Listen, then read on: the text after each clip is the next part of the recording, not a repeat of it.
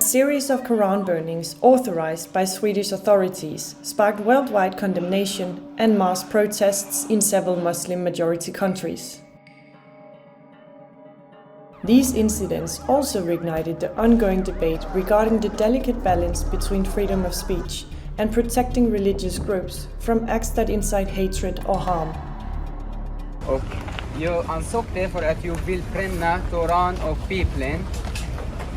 Så det är en svar för dem som har bränt Koran. Vi tror på alla profeter, vi tror på alla böcker, vi tror på alla. Så vi ska inte bränna någonting.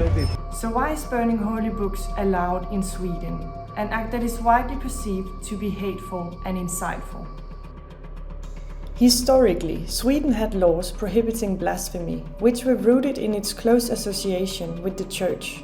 But throughout the 20th century, Sweden gradually moved towards secularization and blasphemy was decriminalized. Reintroducing a ban on the burning of religious books would require the enactment of a new law, which has not been pursued by the Swedish government. At the start of 2023, far-right Danish-Swedish politician Rasmus Paludan, who is known for his Quran burning protests, set alight a copy of the Muslim holy book outside a mosque, fueling global outcry. Our people, they were very clever. They didn't get provocated, because that's what he wants. He wants to show the world that Muslims are not educated, not clever. They are some people who act like anger or something. And of course we are provocated. We hurts in the heart. Nobody can take our Quran from our heart.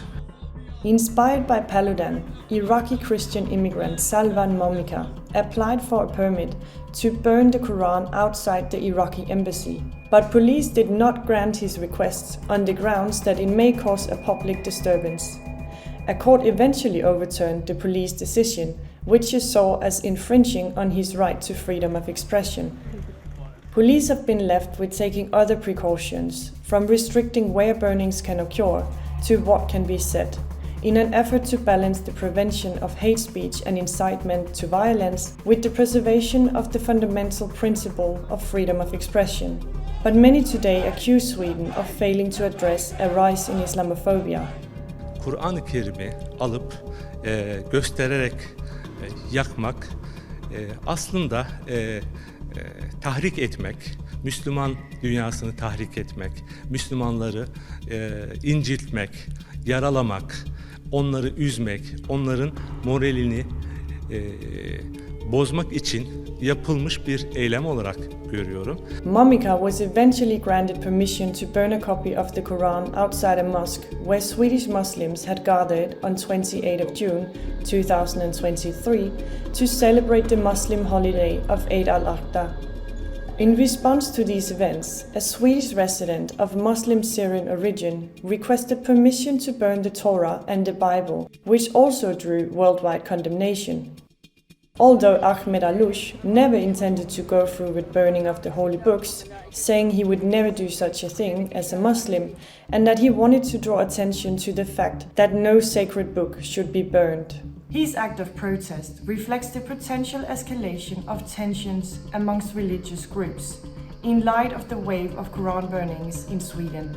While freedom of expression is a fundamental pillar of any democratic society, allowing individuals to express their opinions, engage in open dialogue and challenge prevailing ideas, this freedom is not absolute and must be weighed against the potential harm it may cause to others.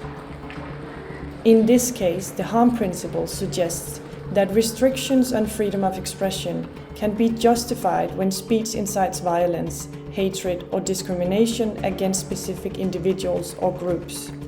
This is reflected in the passing of a resolution against the desecration of the Quran by the UN Human Rights Council, UNHCR, in July 2023.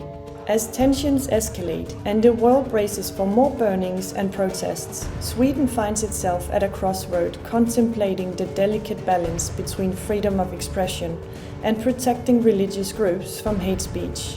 and, in this case, rising Islamophobia. While on the one hand the Swedish government has condemned the burnings of the Quran, stating that they in no way reflect the views of the Swedish government and describing them as Islamophobic, and many Swedes have spoken out against the perpetrators. Many in the country still believe introducing a law that bans the burning of holy books would infringe upon the democratic right to free speech.